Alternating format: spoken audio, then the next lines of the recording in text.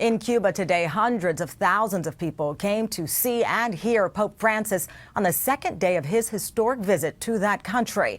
And the Pope came face to face today with Fidel Castro, who suppressed religion for decades under the Communist Revolution.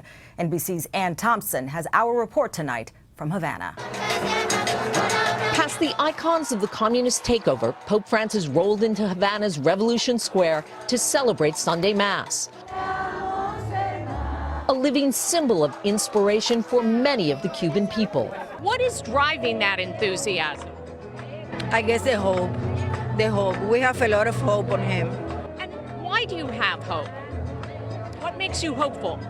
It's not only what he's saying, but what he's doing. Dora Lopez says she's impressed by the Pope's efforts to improve relations between Cuba and the U.S. They're trying to help to lift the embargo that has been affecting the Cuban economy for so many years. In 90-degree heat and 91% humidity, 300,000 listened to Francis encourage them to serve others. The Mass was not without incident. 3 protesters rushed the Pope-mobile. They were taken into custody, their leaflets tossed into the sky, and 1 man thrown to the ground. It is not clear what they were protesting. The relative freedom of the church in this once atheist country has been hard-won.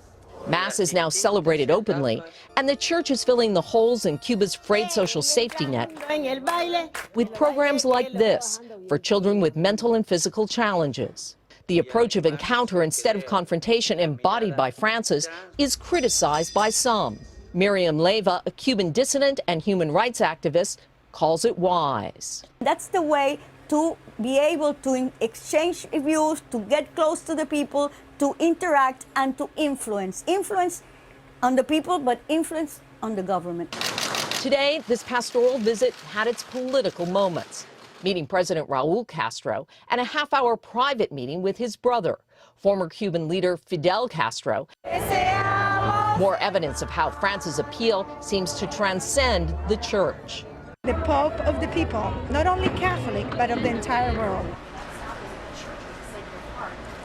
Now tomorrow, Pope Francis leaves Havana and heads to rural Cuba and one of this country's holiest sites. Then he turns his sights to the United States. Tamron? All right, Ann, thank you very much. Hey, NBC News fans, thanks for checking out our YouTube channel. Subscribe by clicking on that button down here, and then click on any of the videos over here to watch the latest interviews, show highlights, and digital exclusives. Thanks for watching.